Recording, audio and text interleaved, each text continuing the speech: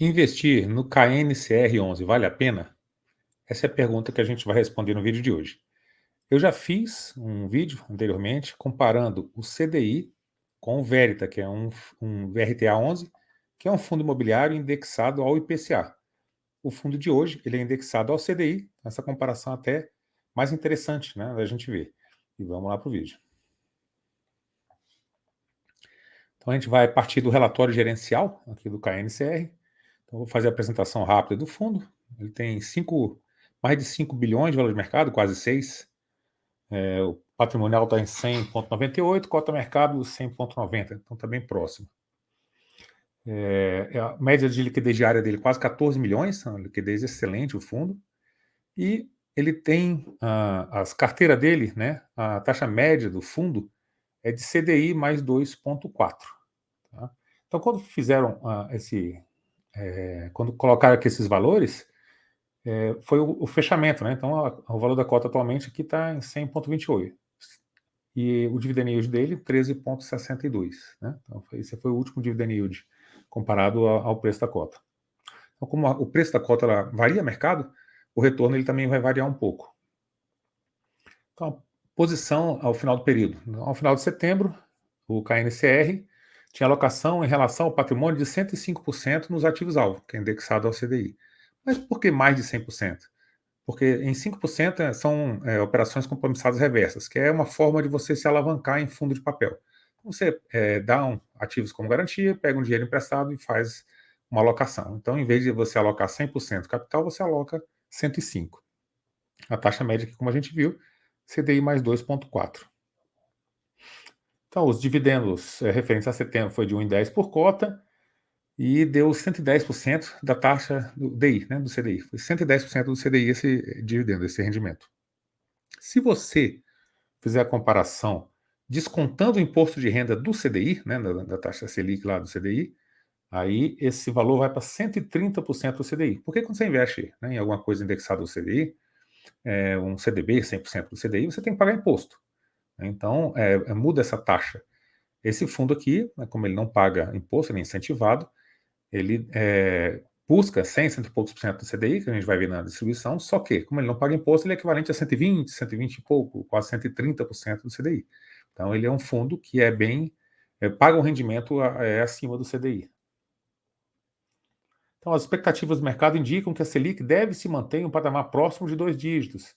Então, a gente está vendo essa confusão toda com a questão dos Estados Unidos, juro futuro, se cai ou se não cai, essa questão da Selic, cai até quanto ela cai, né, para não pressionar a inflação e tal. Então, as expectativas do mercado, ou seja, a maioria das pessoas tem uma expectativa de que a taxa cai, mas não cai muito, não vai ser 7 nem 8 a taxa de juros. Deve ficar em 2 dígitos. Então, ficando em 2 dígitos, né, o CDI ele continua sendo atrativo e o KNCR também, né, por ser indexado ao CDI, continua sendo atrativo. Já falar um pouco da carteira, e aqui ele fala das operações compromissadas reversas, que são a alavancagem do fundo. A exposição atual desse veículo é de aproximadamente 7,3% do patrimônio líquido do fundo. Então, ele fala que é um valor pequeno ainda, está sob controle, aquela coisa toda, e eles otimizam, né, essa questão da rentabilidade do fundo. Pegando um pouco de dinheiro emprestado e conseguindo investir uma taxa melhor, eles acabam gerando um pouco de valor sem gerar tanto risco. Aqui o resumo da carteira, né, então tem 104,5% alocado, a CDI mais 2,4%. Então, a taxa de administração desse fundo ela é de 1,08.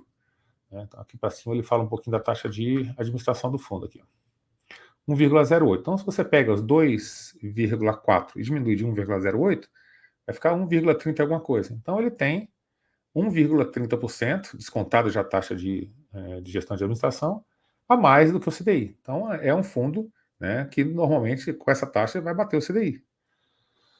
Então, a alocação por setor aqui do fundo: residencial, shoppings e escritórios. Então, a maior concentração é escritórios, 56%, shoppings 26%, residencial 11%. Praticamente tudo indexado aqui ao CDI. Então, é um fundo realmente que busca bater o CDI. Negociação, 14 milhões por dia. E aqui a gente vê, né, esse gráfico que é um gráfico interessante. A gente vê em azul aqui a cota patrimonial e aqui em vermelho a cota de mercado. Então, durante esse período aqui, a cota de mercado ficou mais cara do que a cota patrimonial. Né? Aí teve um momento de crise, ó, caiu bastante aqui, depois subiu de novo, né, com taxas de juros muito alta, ele ficou até com ágio aqui. Esse drawdown aqui, né, essa queda aqui, foi a pandemia. E aí o fundo ficou bem abaixo aqui do valor patrimonial por muito tempo. Por quê? Né? Porque a taxa de juros ficou em 2% ao ano.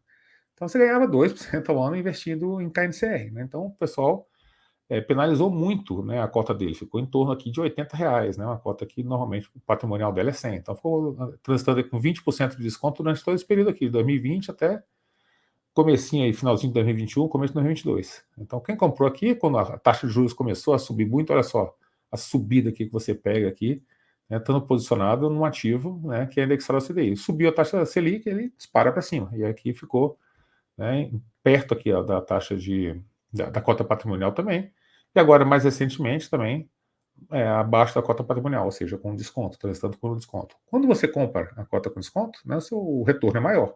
Então, em vez do CDI mais 2,4, vai ser CDI mais 2,6, mais 2,7. E a gente vai ver uma tabela um pouco mais para frente. Ele traz essas informações. Então, informações contábeis, rendimentos mensais. Aqui nos rendimentos mensais, ó, setembro de 2023, aqui, ó, distribuiu 1,10. Em março de 23, 1,22. Então, teve vários tipos de distribuição, né? Entre 1,10, 1,20, 1,24, nessa faixa. Quantos por cento da taxa de DI, né? Então, tem aqui 1,07, 1,12. Quando você olha a cota média de ingresso, se ela for a 102, né? E aí está mais alta do que a cota que está hoje está em 100, né? Então, está um pouquinho mais baixo. Ele rendeu aqui, ó, 130% do CDI, né? Em setembro. 119% do CDI aqui em março. Então, 124%, você vê que vai de 130 até 120, o menor valor que tem aqui é 119. Então, mesmo entrando a cota 102, e hoje ela está 100, está mais barato que a 102, deu descontado o imposto de renda, que essa taxa DI gross-up aqui é descontado o imposto de renda. Aqui você compara com o CDI puro, então ganha por pouco, por 6, por 8 pontos do CDI ao longo do tempo, tá vendo? 4 pontos, 5, 6. Só que, quando você aplica os 15% de desconto no CDI, né, aí o fundo rende isso aqui, ó, 20, 23% acima do CDI, 23, 27, 25 ao longo do tempo. Então, ele é um fundo que bate recorrentemente o CDI, porque ele é CDI mais uma taxa. Então, desconta a taxa de administração, você vai ganhar um CDI mais alguma coisa. Então, ele está sempre batendo o CDI. Cota diária. Quando você compra a cota mais barato que o valor patrimonial, o seu rendimento é maior. Então, a gente está aqui, ó, em 100, qualquer coisinha. A taxa de spread, então, para quem comprar a cota nesse preço aqui de 100, ela não é mais o 2,4 que estava lá no início, ela é 2,69. Né? Então, ela é um spread maior. Tirando a taxa de administração, você ganha 1,61% a mais do que o CDI. Então, o CDI, digamos, está 13. Né? Você coloca mais 1,61, vai para 14,60, quase 15. Então, quanto mais barato você comprar a taxa, a cota do fundo, ó, maior é a taxa. A 98, a taxa sai 3,10. Se você pagar um ágio muito grande, ó, 103,50, por exemplo, né, aí o spread vai ser de 1,70, vai diminuindo esse spread. Aqui tem o emissor, são vários tipos de emissores aqui, você tem que olhar, tem a diversificação aqui por emissores. Taxa de aquisição, tá? A taxa de aquisição, todos eles têm um spread bom. Então, aqui, ó, 1,8, 2,1, 1,4. O menor, você vê a taxa de administração e gestão de 1,08. Então, a menor taxa que eles compraram aqui, ó, foi de 1,09. Ainda tem um pouco de descontando a taxa de gestão, ainda fica alguma coisa acima do CDI aí para quem está comprando o fundo. Tá? Então, a taxa média de 2,4, e eles compram aí a 2,74, 2,92, 2,60. Né? Então, eles fazem várias taxas, bem diversificado, em vários ativos aqui, com vários emissores, e percentual da carteira, outra coisa importante, ó. Maior posição do fundo é 6% da carteira, a segunda maior é 5%. O restante é 2%, 1%, né? Vai diminuindo aqui. Ele tem ao todo aí 67 ativos, né? A média, aí, ó, o 6 bi e pouco, descontado aí também a taxa de a alavancagem, vai ficar com 5 bi e 770, né? Que é o valor do patrimônio líquido do fundo. Então, a gente vê que ele é um fundo indexado ao CDI, que tem um CDI mais uma determinada taxa. Né? Então, essa taxa é o que ele vai render acima do CDI. Como a cota dele está abaixo do valor patrimonial um pouco, então a sua rentabilidade ainda é um pouco maior do que aquele spread do CDI. Muita gente fala, para que investir isso? Investe no CDI e tal. Quando você tira o imposto do CDI, esse fundo dá 20%, 30% acima do CDI sem imposto. Então é uma rentabilidade boa, maior do que a do CDI, com liquidez, você pode comprar e vender a hora que você quiser. Quando está barato, você compra a cota e você consegue uma rentabilidade um pouco maior, né? E também, no carrego e do longo prazo, você tem essa oportunidade, né, de quando está com um desconto muito grande, igual a gente teve ali 10, 15, 20%, né, você comprar essa cota quando ninguém está querendo, você ter também esse ganho de capital. Então, a renda variável, ela tem esses melindres, né, essas coisas que você tem que entender, né, para você conseguir ter um retorno maior. Então, o retorno dele já é interessante, você comprando ela a cota a mercado, em cima do valor patrimonial. Quando você compra ela mais barata, o seu retorno é ainda mais interessante, tem liquidez, é uma taxa acima do CDI. Né? O CDI ele é um investimento muito bom no Brasil.